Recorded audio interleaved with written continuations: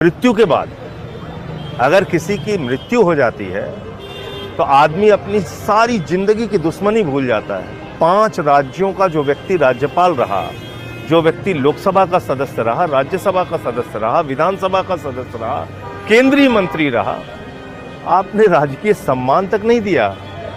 तो ये कहीं ना कहीं प्रधानमंत्री जी की और उनकी सरकार की घटिया मानसिकता को प्रदर्शित करता है। उनका आरएमएल का कमरा आधे घंटे के अंदर खाली कराया जा रहा था, ऐसे जैसे कि वो कोई लावारिस व्यक्ति हो। व्यक्तिगत जिस तरीके से जिसको पसंद ना हो उसका हम प्रोटोकॉल नहीं देंगे, जिसको जो पसंद हो चाहे वो कुछ भी ना हो उसको हम जो है बड़ी बड़ी गाड़ी बंगला और क्या क्या सुविधाएं हम दे सकते हैं। ये संदेश सारा देश देख रहा है। झुंझुनू जिला है राजस्थान में, मेरी बहुत रिश्तेदारियां, कोई गांव नहीं है वहां का जिसके दरवाजे पे शहीद की मूर्ति नहीं है। गांव के रास्ते के बाहर उस दाह संस्कार के बाद उस बेवा और उस बच्चे को पूछने के लिए कोई नहीं जाता है। दुनिया के सब बड़े लोग, चाहे वो लॉर्ड गिल्डोफ हों, म्यूजिक के लोग हों, चाहे वो माइक्रोसॉफ्ट वाला हो, सब लोग अपनी पूरी आमदनी का बड़ा हिस्सा चैरिटी करते हैं। लेकिन हमारे यहाँ का जो अमीर है, मैं उसको इंसान भी नहीं मानता, मैं उसको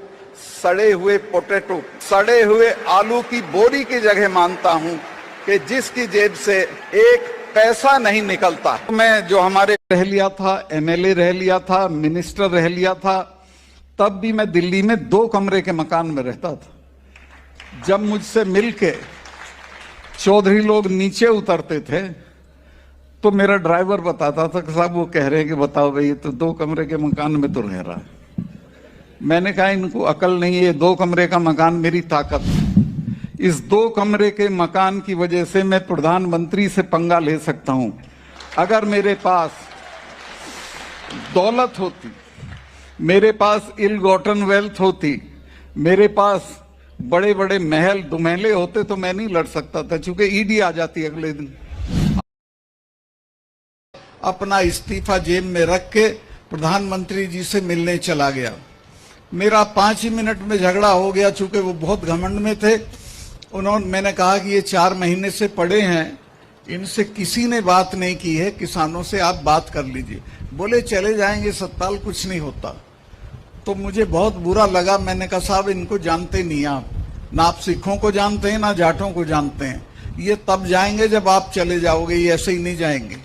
और उनको मैंने बताया कि सिखों के गुरु महाराज ने अपने 4 साहबजादे खपा दिए थे लेकिन समझौता नहीं किया था।